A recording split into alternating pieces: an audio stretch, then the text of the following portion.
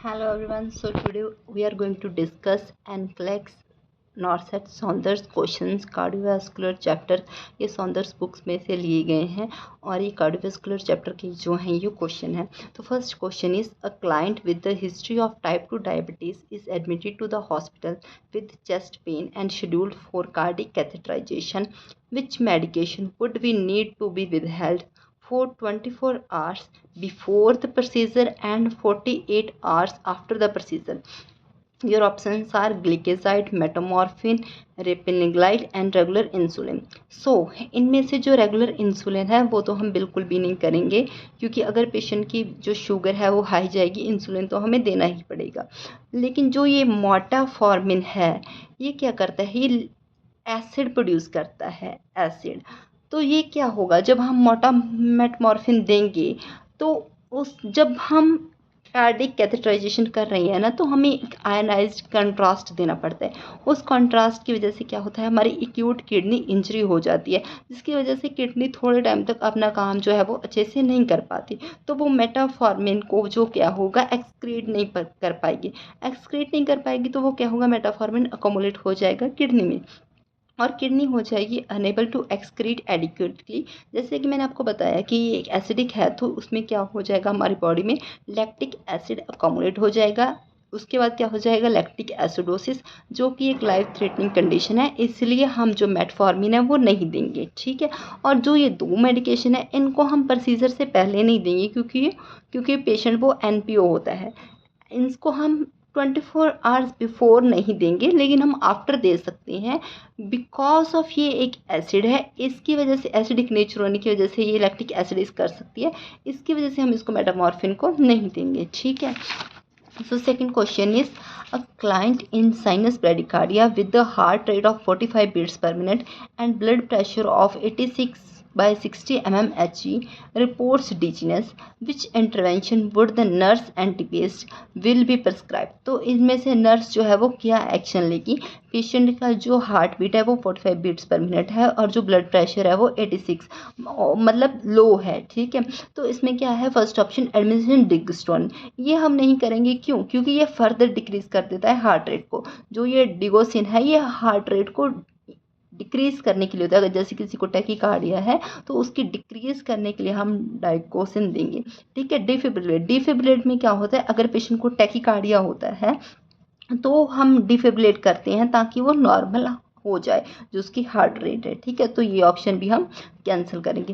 Continue to monitor the client, continue to monitor नहीं करेंगे, क्यों, क्योंकि हमें पहले ही जो है वो सिम्टम्स दिख रही हैं, डिजीनेस दिख रही है, पहले ही हमने मॉनिटर कर लिया है कि उसकी 45 हार्ट बीट है और उसका बीपी भी लो है, तो हम उसको कंटिन्यूइंग मॉनिटरिंग नहीं कर सकते, ठीक है। Prepare for transcutaneous pacing. Transcutaneous pacing क्या होता है, ये एक आर्टिफिशियल पेसमेकर होता है जिसको हम हार्ट के पास लगाते हैं। इससे क्या होता है, जो हार्ट की हार्ट रेट है वो इंक्रीज हो जाती है, जो पहले कम चल रही है वो इंक्रीज हो जाती है। तो ये ऑप्शन क्या है, सही है, प्रिपेयर फॉर ट्रांसक्यूटेनियस पेसिंग, क्योंकि इसकी वजह से क्या होगा, जो उसकी हार्ट रेट है वो इंक्रीज हो जाएगी, डिगोसिन से फर्दर डिक्रीज हो जाएगी। डिफिब्रिलेट तब करते हैं जब उसको टैकीकार्डिया हुआ हो, तो उसको नॉर्मल लाने के लिए। कंटिन्यूइंग मॉनिटरिंग नहीं करेंगे क्योंकि पेशेंट ऑलरेडी सिम्टम शो कर रहा है। अगर हमने इसका कोई अप्रोप्रिएट ट्रीटमेंट नहीं दिया तो पेशेंट सिक हो सकता है, ठीक है, ज़्यादा, ओके। उसके बाद the nurse in a medical unit is caring for a client with a heart failure. The client suddenly develop extreme dyspnea, tachycardia and lung crackles. The nurse immediately asks another nurse to contact the primary healthcare provider and prepare to implement which priority intervention. Select all that apply. तो इनमें से जो जो ठीक लग रहे हैं वो हमें टिक करना है। इसमें हमें एक ऑप्शन चूज़ नहीं करनी होती है, इसमें हमें मल्टीपल ऑप्शन जो है वो चूज़ करनी होती हैं, ठीक है। तो क्या है क्वेश्चन में ये है कि जो पेशेंट है उसको हार्ट फेलियर ऑलरेडी हुआ है और उसको अभी dyspnea, tachycardia and lung crackles हो रहे हैं, किसके सिम्टम्स है, पल्मोनरी एडिमा के। तो पल्मोनरी एडिमा है जब हमें पता है कि पेशेंट के जो लंग्स है उसमें एक्सेसिव फ्लूइड है, इसकी वजह से वो क्या है, अच्छे से रेस्पिरेशन अपनी कंटिन्यू नहीं कर सकता है, तो ऑक्सीजन तो हम एडमिनिस्ट्रेट करेंगे ही करेंगे। और उसको एडिमा है तो क्या देंगे उसको, फ्यूरोसमाइड, क्योंकि जो फ्यूरोसमाइड से क्या होगा, जो एक्सेस फ्लूइड है वो क्या हो जाएगा, बाहर निकल जाएगा, ठीक है। और फॉलिक एसिड एडमिनिस्ट्रेट करेंगे, क्यों करेंगे, क्योंकि हमें इनटेक आउटपुट चार्ट जो है वो मॉनिटर करना है, क्योंकि हमने फिरस्माइड दिया है। अब हम अगर हमारे फॉलिक एसिड हम एडमिनिस्टर नहीं करेंगे, एक तो उसको यूरिन आउटपुट उसकी इंक्रीज होगी फिरस्माइड की वजह से, और सेकंड उसको मॉनिटर करने के लिए कि हाँ जितना हमने उसकी इनटेक आउटपुट अभी नॉर्मल है, मेंटेन है, जो एक्सेस फ्लूइड है वो निकला है या नहीं निकला है, तो उसको मॉनिटर करने के लिए फॉलिक कैथेटर लगाएंगे। उसके बाद एडमिनिस्ट्रिंग मॉर्फिन सल्फेट इंट्रावेनियसली। जो ये मॉर्फिन सल्फेट है उससे क्या होता है, वीनस रिटर्न जो है वो कम होता है। वीनस रिटर्न क्या होता है, कम होता है। जब पेशेंट की वीनस में जब उसमें कम जाएगा ना ब्लड, तो फिर ऑलरेडी जहाँ पे वो एडिमा है ना पेशेंट को, वो डिक्रीज हो जाएगा। जो यहाँ पे लंग्स में जब वेंट्रिकुलर से फ्लूइड कम जाएगा तो ऑलरेडी वो कम हो जाएगा। ठीक है। Transporting the client to the coronary care unit, उसको ट्रांसपोर्ट नहीं करेंगे, क्यों? क्योंकि वो ऑलरेडी सिम्टम्स शो कर रहा है, उसको हम वहीं पे हम ट्रीटमेंट देंगे। और ये ट्रीटमेंट हम नॉर्मली यहाँ पे भी दे सकते हैं, जैसे oxygen, forest catheter, फिरोस्माइड।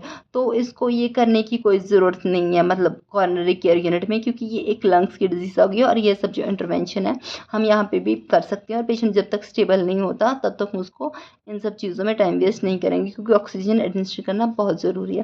Placing the client in a lower follower position, lower follower position में हम नहीं करेंगे, क्यों? हाई फॉलोअर में करेंगे, बिकॉज पेशेंट को डिफिकल्टी इन ब्रीथिंग है। अगर हम उसको लो फॉलोअर में करेंगे उसको फर्दर हो जाएगी डिफिकल्टी। हाई फॉलोअर पोजीशन में क्या होता है, जो पेशेंट है वो इजीली अपनी जो रेस्पिरेशन मेंटेन कर पाता है। ठीक है। हाई फॉलोअर पोजीशन देते हैं अगर किसी पेशेंट को डिफिकल्टी इन ब्रीथिंग है। उसके बाद next question, a client with myocardial infection suddenly become tachycardia, shows signs of air hunger and begin coughing frothy pink ticked sputum, which finding would the nurse anticipate while oscillating the client breaths। अब patient को क्या हो गया है, frothy pink टंग्ड sputum हो गया है और कफ भी कर रहा है। ये किसके सिम्टम्स है, पल्मोनरी एडिमा, मतलब उसके लंग्स में है जो फ्लूइड है। तो इसके हमें क्या होगा, इसके हमें क्रैकल साउंड सुनाई देगी। ये पूछ रहे हैं कि जब नर्स ऑस्कुलेट करेगी तो उसको कौन सी साउंड जो है वो सुनाई देगी, तो उसको क्रैकल सुनाई देंगे। क्यों? क्योंकि fluid produce sound that called crackers, क्योंकि वहाँ पे फ्लूइड है। मैंने बोला है पल्मोनरी एडिमा के ये साइन एंड सिम्टम है। पल्मोनरी एडिमा हो गया है, एडिमा की वजह से वहाँ पे क्या है, फ्लूइड है। जो फ्लूइड जो है वो साउंड प्रोड्यूस करते हैं, उसको क्रैकल्स बोलते हैं। और थर्ड एंड फोर्थ ये पल्मोनरी एडिमा से एसोसिएटेड ये साउंड्स नहीं हैं। और जो ये स्टीरॉयड है ये किसके साथ होता है, अगर लेंजोस्कोपी हो जाए, लेरेंजोस्पार्म हो जाए और oedema of the upper airway हो जाए, तब जाके ये साउंड जो है स्टीरॉयड है ये सुनाई देती है। ठीक है। Okay, thank you for watching. If you have any further doubt you can text me on Instagram money_money1947 or NCLEX notes 2025 with open book profile and Punjab RN written in bio. ठीक है। तो आप मुझे वहाँ पे contact कर सकते हैं अगर आप कोई भी फर्दर जो चीज़ है वो आपको पूछनी है इसके रिलेटेड। तो thank you for watching, do not forget to subscribe. Thank you.